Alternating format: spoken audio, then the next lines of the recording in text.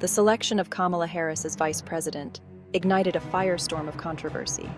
Critics from both sides of the aisle questioned her qualifications and experience. Many saw her appointment through the lens of identity politics, a move by the Democratic National Committee to prioritize diversity and inclusion over merit. This perception, whether accurate or not, fueled a narrative of an out-of-touch elite prioritizing optics over competence. Supporters, on the other hand, hailed her selection as a historic moment, shattering glass ceilings and paving the way for future generations. They pointed to her prosecutorial background and her tenure as a senator as evidence of her readiness for the role. However, the shadow of doubt lingered, casting a long shadow over her tenure as vice president. The debate surrounding Harris's selection goes beyond her qualifications.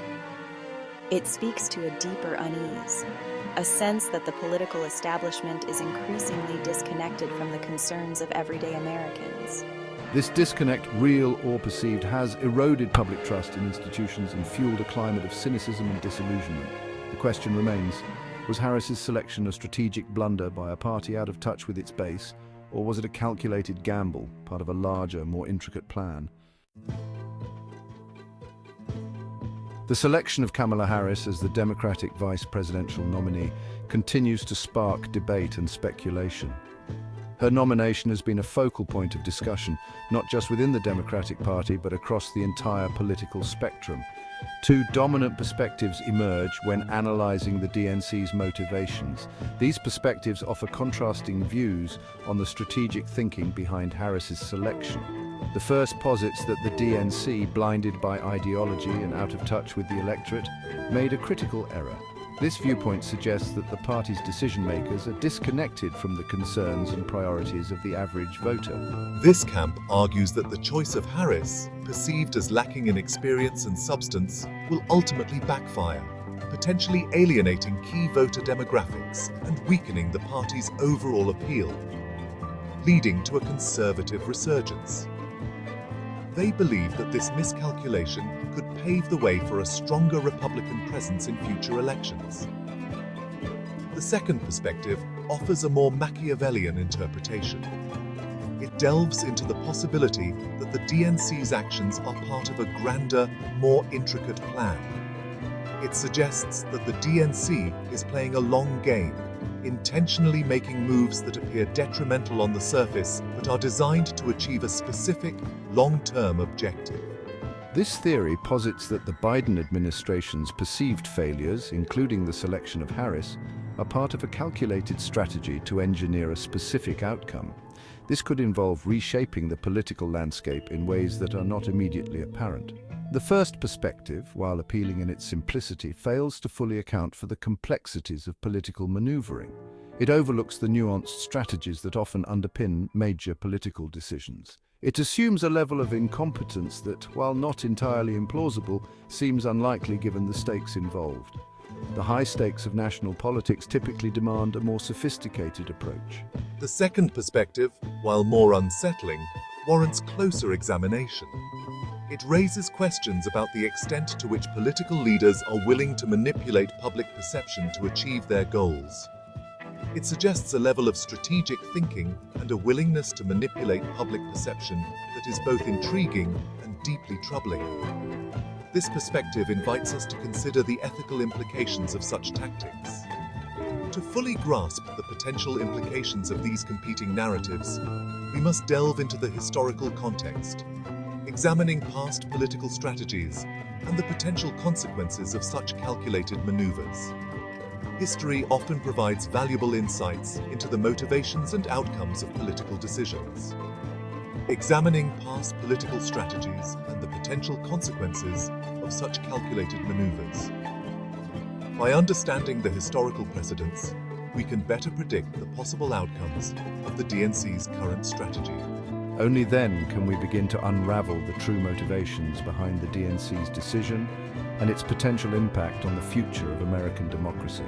The stakes are high, and the implications of these decisions will reverberate for years to come, and its potential impact on the future of American democracy. As we continue to observe and analyze, the true nature of the DNC's strategy will gradually come to light, shaping the political landscape of the nation. The first perspective, that the DNC is blind to its own failings, paints a picture of a party in disarray.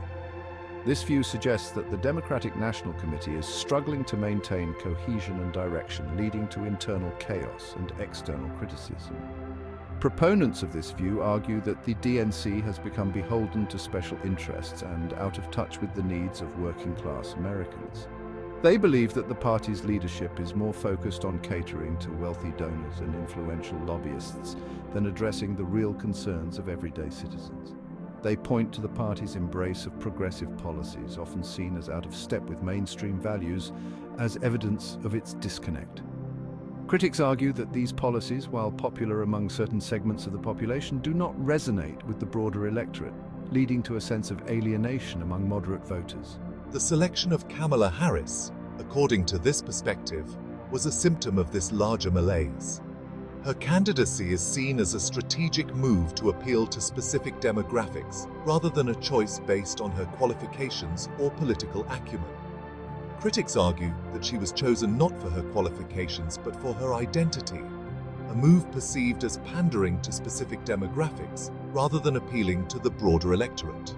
This decision, they claim, reflects a broader trend within the DNC of prioritizing identity politics over substantive policy discussions. This focus on identity politics, they argue, alienates moderate voters and creates an opening for conservative candidates. By emphasizing identity over policy, the DNC risks losing the support of voters who feel their economic and social concerns are being ignored. Furthermore, this perspective suggests that the DNC is failing to offer a compelling vision for the future. Without a clear and inspiring agenda, the party struggles to galvanize its base and attract new supporters.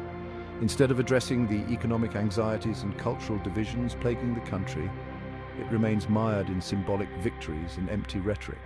This lack of substantive policy proposals leaves many voters feeling disillusioned and disconnected from the party's message. This lack of substance, combined with a perceived arrogance and elitism, could pave the way for a conservative resurgence, potentially propelling figures like Donald Trump back into power. The DNC's perceived disconnect from the average voter may create an opportunity for conservative candidates to capitalize on this dissatisfaction. While this perspective offers a compelling narrative, it is important to consider alternative explanations.